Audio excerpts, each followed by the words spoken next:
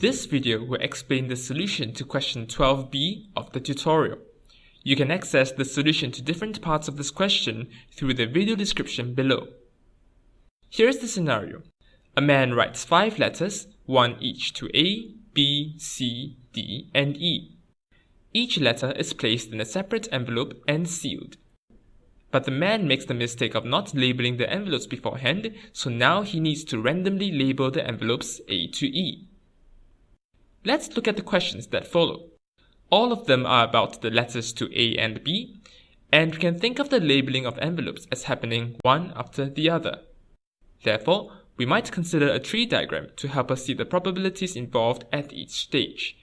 Alternatively, you can also multiply the probabilities of each stage directly as a sequence of successive events. In part 1, we are asked to find the probability that the letter to A is in the correct envelope and the letter to B is in an incorrect envelope. For the first envelope containing the letter to A, there is only one correct label out of 5 possible labels. For the second envelope, out of the 4 labels remaining, 3 of them are incorrect for letter B. Hence, we multiply the probabilities of labeling the first and second envelopes to get the answer 3/20. Part 2 looks like the same question as Part 1, but this time we're looking for a conditional probability. We first write down the formula of the conditional probability to identify the probabilities we need to find. The numerator is the probability that A is in the correct envelope and B is in the wrong envelope. We calculated this in Part 1. The denominator is the probability of the conditioned event that B is in the wrong envelope. If we were only labeling the envelope containing B, then there would be 4 possible wrong labels for it. Hence, this probability is 4/5. Applying the formula, we get the answer 3/16. In Part 3, we are asked to find the probability that both of the letters to A and B are in incorrect envelopes.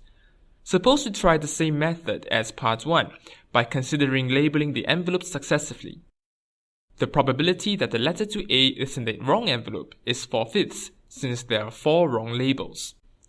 Now, for the letter to B, it seems we just need to consider the probability of labeling it A, C, D, or E. But we run into a problem. If we had labeled the first envelope with B, then the remaining labels are all available for the second envelope. However, if we labeled the first envelope C, D, or E, then that label is no longer available for the second envelope. Therefore, we do need to consider cases based on the first label chosen.